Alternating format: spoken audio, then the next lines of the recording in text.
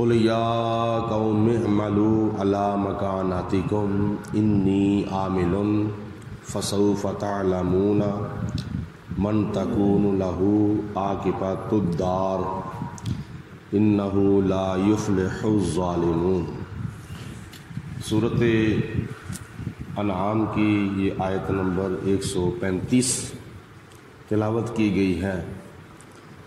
جس میں اللہ تعالیٰ نے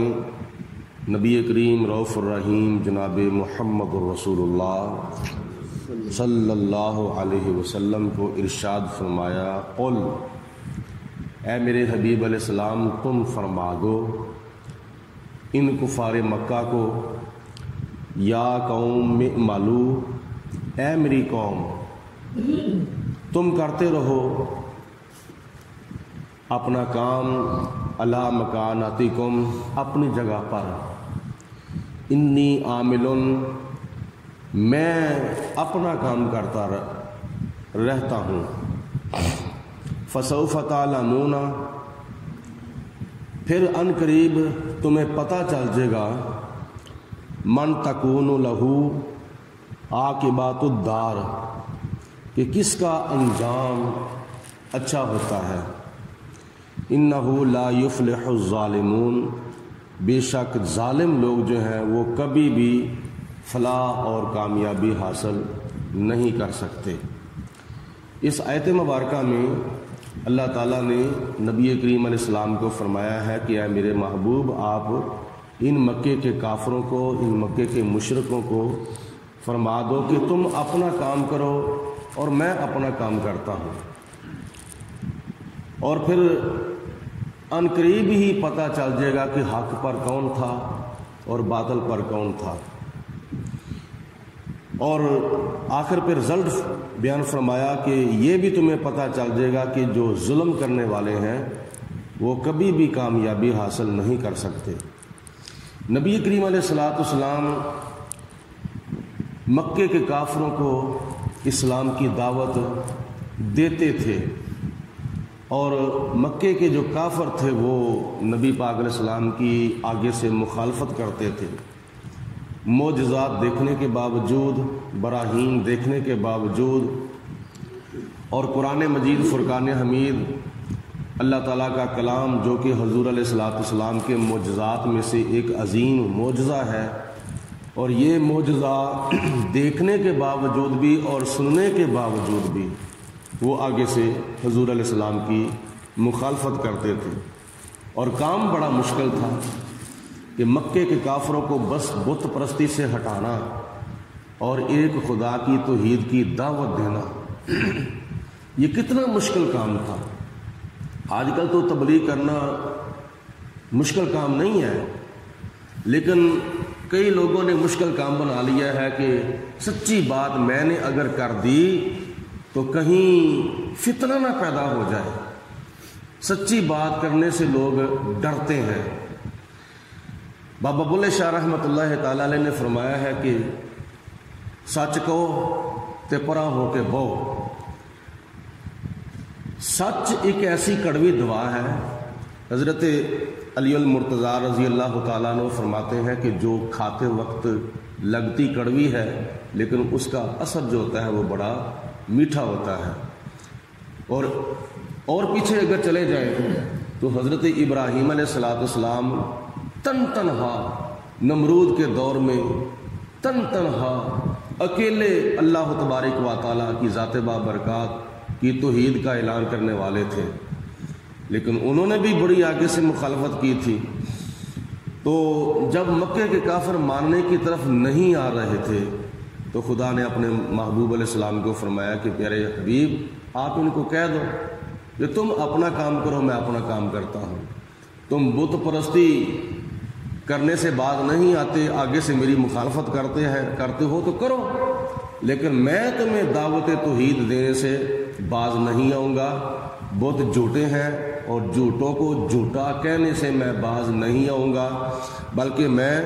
تمہیں اسلام کی دعوت دیتا رہوں گا۔ کافروں کے لیے اس میں سبق یہ ہے کہ اسلام جو ہے یہ روشنی ہے اور کفر جو ہے یہ ظلمت ہے، یعنی اندھیرا ہے۔ تو جب بندہ روشنی کی طرف منہ کر کے کھڑا ہوتا ہے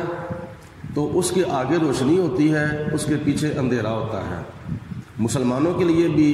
سبق اس میں یہ ہے کہ جب کسی شمع کی طرف منہ کر کے یا کسی لائٹ کی طرف، بلب کی طرف، ٹیوب لائٹ کی طرف منہ کر کے ہم اگر کھڑے ہوتے ہیں تو ہمارے آگے روشنی ہوتی ہے، پیچھے اندھیرا ہوتا ہے۔ یہی حساب دین کا اور دنیا کا ہے۔ جب بندہ دین کی طرف منہ کر کے کھڑا ہوتا ہے تو اس کے آگے روشنی ہوتی ہے اور اس کے پیچھے اندھیرا ہوتا ہے۔ جتنی دیر تک اس کا منہ روشنی کی طرف رہتا ہے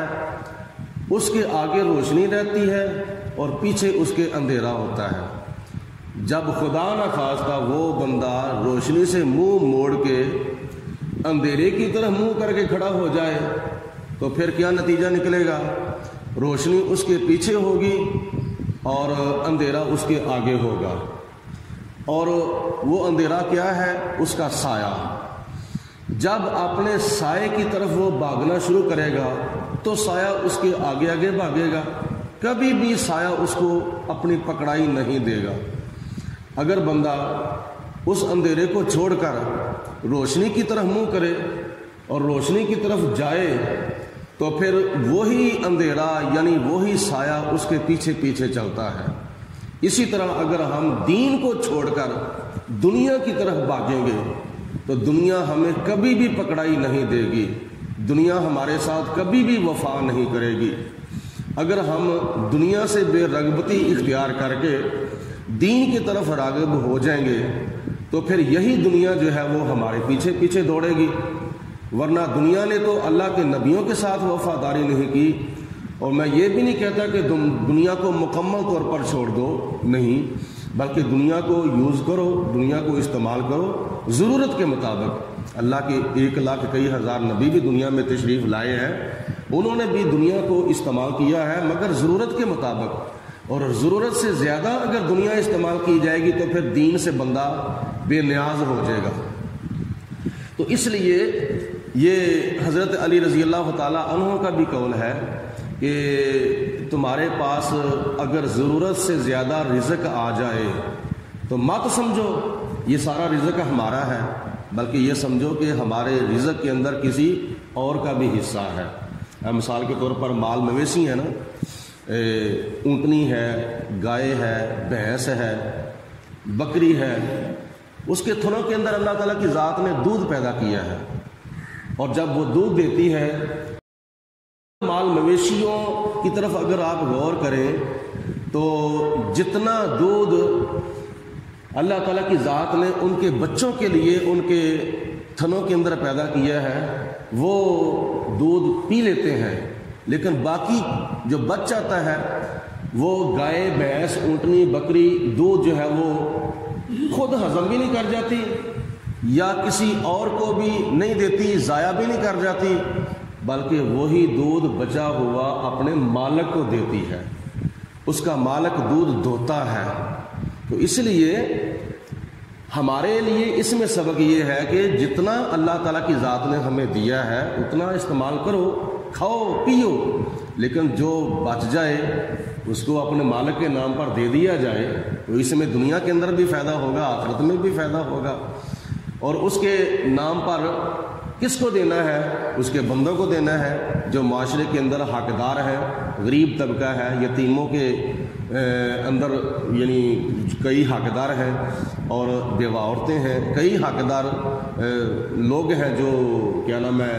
جن کا حصہ ہمارے مالوں کے اندر ہے، ہمارے رزق کے اندر ہے۔ تو اس لیے اللہ تعالیٰ کی ذات بابرکات نے ان چیزوں کے اندر ہمارے لیے بڑی نصیحت اور بڑا سبق رکھا ہے۔ آخر پہ خدا تعالیٰ نے فرمایا کہ فَسَوْفَ تَعْلَمُونَ مَنْ تَكُونُ لَهُ عَاقِبَةُ الدَّارِ۔ اے مکے کے کافروں، تم آج میری مخالفت کرتے ہو، میں تمہیں نیکی کی دعوت دیتا ہوں، میں تمہیں اسلام کی دعوت دیتا ہوں، لیکن تم آگے سے ضد کرتے ہو، ہٹ درمی سے کام لیتے ہو، لیکن تمہیں عن قریب لگ پتا جائے گا۔ ایک تو بات یہ ہے کہ تمہاری موت واقع ہو جائے گی، دوسرے نمبر پر اس میں قیامت کی طرف بھی اشارہ ہے، قیامت کے دن فیصلہ ہو جائے گا کہ کون حق پر تھا اور کون باطل پر تھا، کون کس کی خیر خواہی کرتا تھا اور کون کس کی مخالفت کرتا تھا۔ اور دوسرا نتیجہ یہ نکلے گا انہ لا یفلح الظالمون، بے شک جو ظالم لوگ ہیں وہ نہ دنیا میں کامیاب ہو سکتے ہیں،